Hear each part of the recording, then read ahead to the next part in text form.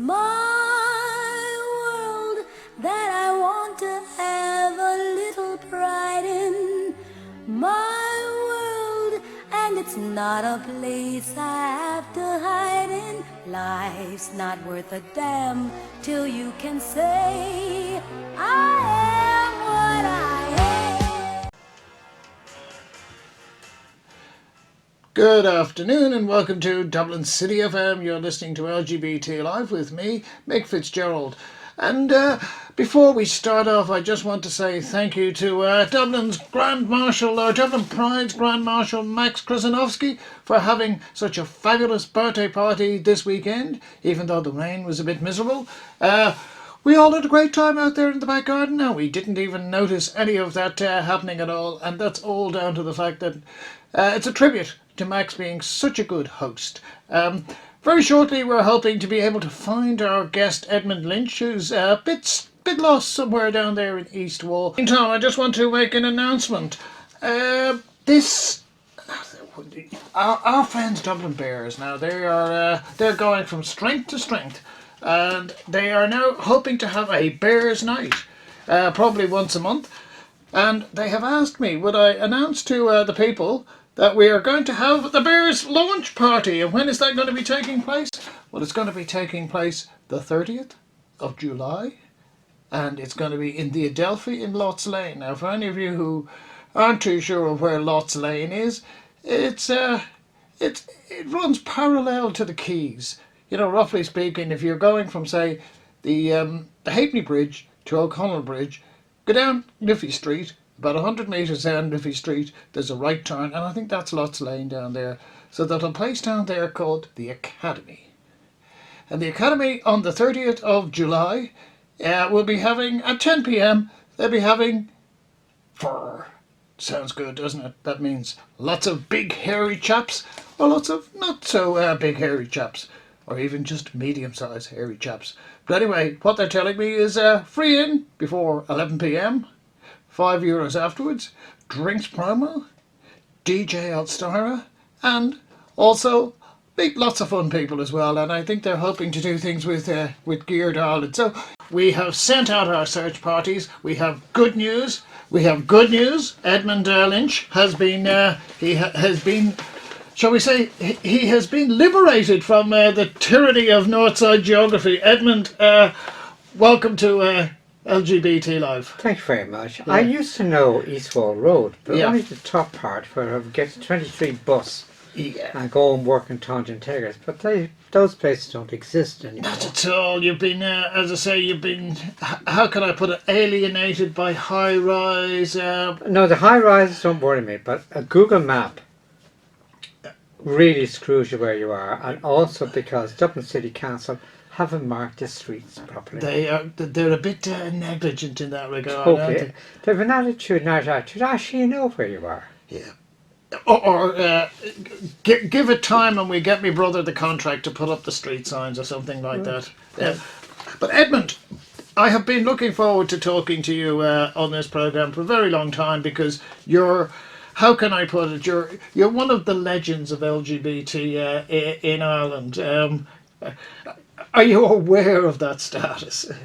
I wouldn't use the word legend. I'm known as a person, avoid him. You know, in the sense that if something is black, I say it's black. Yeah. But I also am very good at working in the grey areas. Well, it's interesting because one of the reasons why I thought I must talk to Edmund, and it was after I did a recording last year of somebody we would both know, and we would know in different guises. You would know for a lot longer than I would, and that's David Norris, so Senator David Norris, or Dr. David Norris, or whoever he is. And he was talking about the history of LGBT in Ireland last year. And of course, as you know, most of it revolves around David. But he did bring your name up. And he said, Edmund Lynch, a brilliant man, but very difficult to work with. And I thought, that's somebody I must talk to. Would you say the same thing about David, a brilliant man, but difficult to work with? Yes, I remember meeting David for the first time when we both went to a meeting, a gay meeting in Trinity College, that was called. And I do remember there were 12 of us altogether. Some were gay, some were lesbians, and some were just people who worked on it. And the last person in the room was David. So David can't ever claim that he was the founding person. Neither can I, because it was Ruth Riddick and people like that that got us in. I got on well with David in the sense that I'm a fairly good organiser. And the other thing is that I had a happy situation that I worked in RT. And in working in RT, it wasn't, as everyone thought, the land of fairies. Now, there were fairies in there, but most of them were in radio. I was television. You indeed. And they were on the other side of the trees. But I made good friends there. But it means I did have one name of management, because they could never depend on me of which side I was going to be. But in the end, I was always on RT side. But I wasn't afraid to tell anyone to, off. Back in those days, Edmund, and I left Ireland in '73, so a lot of the period when, dare I say it, you would have been active politically and otherwise, it was a period that I wasn't really here. But how do you remember that period? Because you would have been a criminal in those days. I mean, did you see yourself as a criminal, or did you see yourself as some revolutionary challenging an oppressive system, or did you just ignore it? I was just plain old Edmund Lynch, who lived in Drimnagh, Yeah. still living there. And the point is, you weren't a criminal unless you were involved in an act of homosexuality. Of So it course. doesn't mean you never have homosexual. People have the idea, gay people, they're having sex all the time. They aren't. Yeah. They're like anyone else. Yeah. They'll try and get it, but then you reach a stage when you get old, you don't have time for more important things to think of. And let's be honest. I mean, a lot of the time, it doesn't often, shall we say, the delivery isn't as good as the anticipation, which is True. But tell me now, Edmund, and this is you grew up on the south side, I grew up on the north side, and you could argue that there would have been LGBT people in every area, but the reality is that in working class areas, now, but classify Drimnagh as within that ambit, like where I grew up, it wasn't necessarily embraced, as we say. Was that or did you just basically keep your head down? And I'm not using a double entendre there, Edmund. No, I think at that stage, even when we founded the gay movement, we were homosexuals. Yeah. And we were lesbians. Yeah. But there was no such thing as gay. No. And certainly wasn't transgender. No. But the thing is that I suppose I knew that I was gay from a very early age, and I know that I was messing with 2 or 3 people on my street, young people, same age as myself. And then when I started to serve my time as a sheet metal worker in Dublin Gas Company, which was a Protestant firm, believe it or not. Everyone tends to forget that the gas company was a Protestant firm. Yeah. And some of the men in there were sheet metal workers, and I was a sheet metal worker, and some of them were Church of Ireland, and 1 or 2 were gay. And so I started to get to know them. I got to know that you go to Rice's, and then get to Bartley Dons, and that's how I was. Okay. How did you end up in RTE then? I applied at 1,728 other people, and they took in 28 people. And I used to spend my time before that in amateur filmmaking. And I thought I was going to camera. What period was that, Edmund? 69. Okay. It would have been 68 I did the examination for it. And the thing is that the first day I arrived in, and I had taken a cut in salary too. Okay. Of £3, I think. But they said, you're going to sound. And I said, I know nothing about sound. So I ended up in sound. Okay. And they forgot to give me the test for my hearing. Okay. And you know something? I still have the best hearing around. I can hear people talking about me at the other end of the room, and yet smile and don't appear to know what's going on. That's extraordinary. Yeah. And my hearing is still good. Yeah. So, you talk about RTA now, as we know from Jerry Ryan and his cocaine habit. RTA is a pretty good place for keeping secrets. Was it that sort of thing that if we didn't have something against you, we pretty much, we kept your, as we say, we kept your counsel for you. Well, see, I worked in TV sound and on a program like the Late Late Show. There would have been 14 sound people on it alone. Yeah. You know, that sort of thing. So we're very matey with each other. Yes, you would be, yes. And the thing is that for me, a day's work was, I only ever worked 4 days a week. But it was 8 in the morning till 12 at night. But it also meant that you had 2 hours off for meal breaks, but you didn't get paid then. But if you worked in the office, you got paid your meal breaks. But it also meant I worked 3 weekends out of 4, which is great, because it'd be great when you're out drinking during the week and people rushing for the last bus. And you say, don't bother, I'm okay, I'll stroll home. But secrets, I was openly gay from the word go. I mean, that's the impression I always got, that you never really tried to hide. No. I mean, to be honest with you, a lot of people say Archie was Fairyland. Yes, it was. But that was only at Christmas when the lights all went on the place. I think nowadays there's much more gay people operating in RT than there was in my day. Or perhaps just openly gay. No, I think genuinely I would know. Yeah. How did your family respond to that, Edmund? Because, I mean, as I always say, every family in Ireland has a gay uncle or some variety. We all respond to it differently. My Uncle Morris, who was clearly, camper than a row of tents, we always said Uncle Morris was a ladies' man. And mainly because he used to make the clothes and things like that. But, Uncle Morris never married. Well, no, he eventually, I think, married at 75, but, nobody batted an eyelid over that. There's nothing wrong with getting married at an older age. Of course not. I'm doing it later this year. Yeah, congratulations. I'll be 68. Oh, no, I'll still be 68,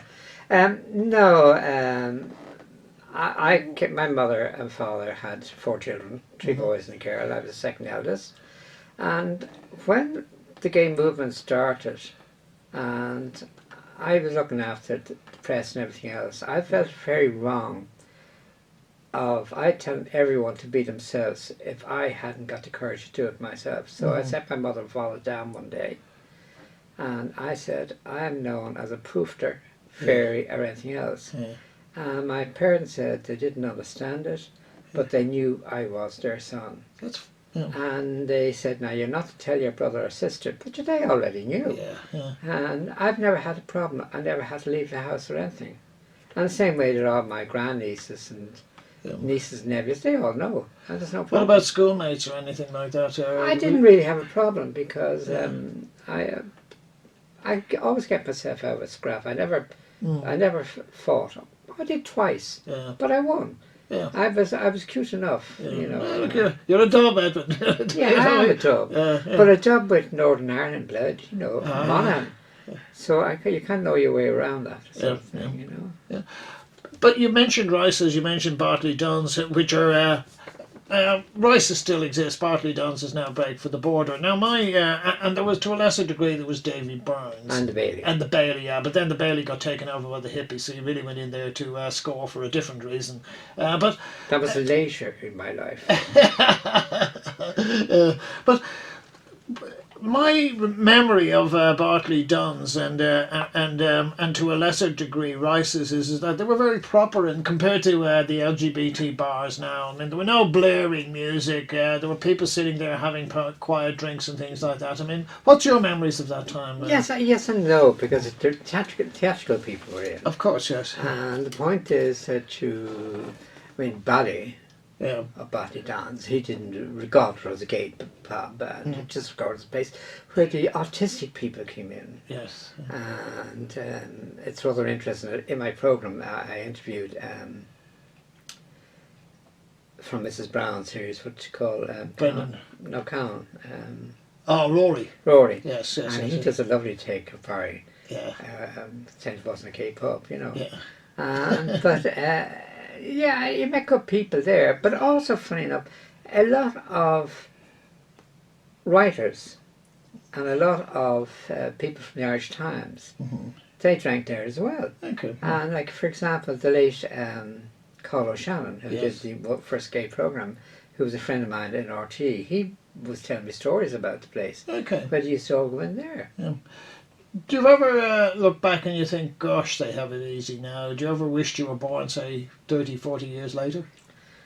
Yeah, to give myself more years to live. Yeah. And that's the only reason. No, I don't begrudge anyone that things I mean, change. Things change. Yeah. And you have to accept it, but I had a good life.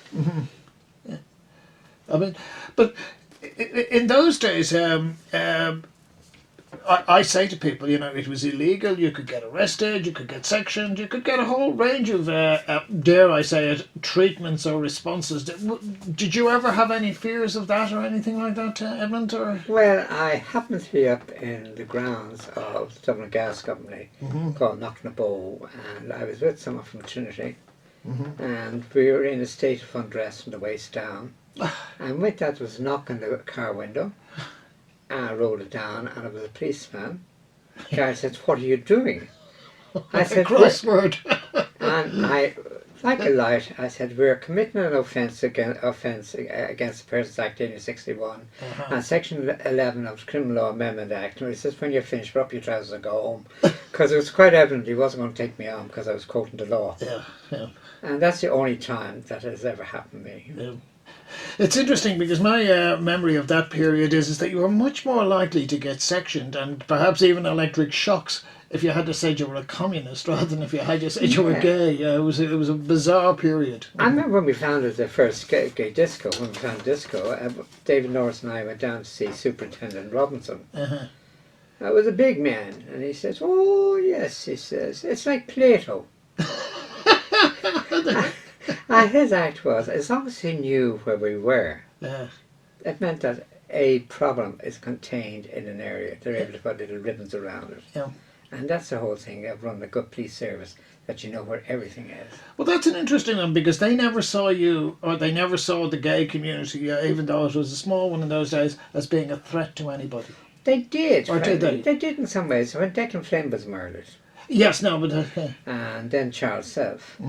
And the police were rounding up gay people, and they were singing like canaries. Okay. Because the police wanted to build up a file of where all the queer people were. Okay. No, but they never saw... What I'm saying is they never saw you as a threat to children, did they? No. Yeah. No. That's what I mean, people didn't know about anything like that. Yeah. Because gay people are only interested in their own sex. Yeah. Not in younger people or anything like that.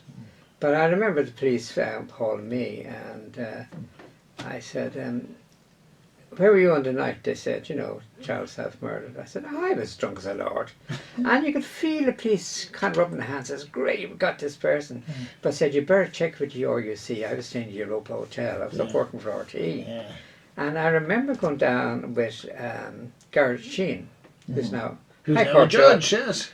And we were doing a deal with the cops. Uh-huh. And the deal was that they had fingerprints. They would take fingerprints of people that brought in. If they didn't match, they would give it back to them or torn up. Yeah. And Garrett said to me afterwards, "I don't know how you pulled it off." Yeah. But I said, "I was just straight up. Yeah. We don't cooperate." Yeah. That was the way. Before we run out of time, Edmund, unfortunately, I want to talk about something. There's an important event that's coming up, the 29th of July at 4:30 in Screen 2. The world premiere of your production, A Different Country. Tell us all about that. About 3 years ago, I started interviewing older LGBT people. And the idea was to gather them to go to university in cities. But I also made sure, being a television person, to film them. Yeah. And I got in a cameraman, no money, nothing. Not at all, yeah. I never had money, never worried about it. And we interviewed people, but we paid for most of the stuff as we went along. And to date, I've interviewed 168 people. Jeez. Including people who helped us. For example, like Mary Robson, like Mary MacLiamóir, like Rory Quinn. Yes. And people like that. It's because it's important that we're not removed from society. We are part of society. Absolutely. Whether people like it or not. Yeah, no. And we need money. And I will be putting out, looking for money from people to have spare money that might give us something. Because I've one programme made, which we interviewed just 20. I have another 6 to go, and that costs us money. And the money is not, I get no money out of it. Yeah. But I do like to pay the people I work with. Okay, how could we get people to? Is that facility set up yet, or is there a way people Yes, can? it's all written down there. I did even a big for you. Oh, you did too, isn't it? Okay, well, can I take a copy of this, and there's then a copy for you. I will do something on the end of it. It's I've got ways that you can either send a check, you can send a bank transfer. Just to help and they can write to me. And they can even write to you as well. In fact, they can perhaps drop down and give you some cash. Yeah. What sort of money are you looking at overall? Overall, I think we're talking about maybe another 60,000. So that's not true. Yeah. But I mean, television is expensive. Absolutely, yeah. Edmund, we will. I will make sure that people get to hear about this. The world premiere is taking place. Is it going to have a general release, or what's the situation? I don't know yet. Okay. How is the premiere going to be invite only? No, people can pay. Oh, even better. So I mean, I've invited all the people who took part in the first program. But one or two wrote back. They said they'd be there without a partner. Okay. That's fine. Yeah. Your partner can pay in. Exactly. Look. There's no such thing as a free lunch, Edmund. Edmund, unfortunately, we've had a truncated program. We will be delighted to get you back again, and we can talk a bit more about it. But it's been a pleasure talking. That I want to have a little pride in my world, and it's not a place I have to hide in. Life's not worth a damn till you can say I am.